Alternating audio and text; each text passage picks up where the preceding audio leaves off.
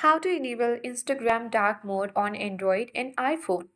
First of all, you need to launch Instagram app on your device.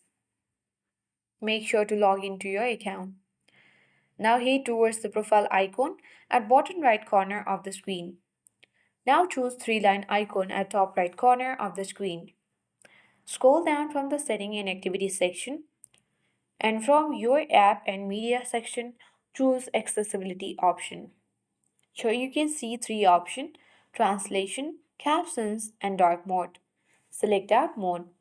Now tap on and you can see that we have successfully enabled Instagram dark mode on Android and iPhone.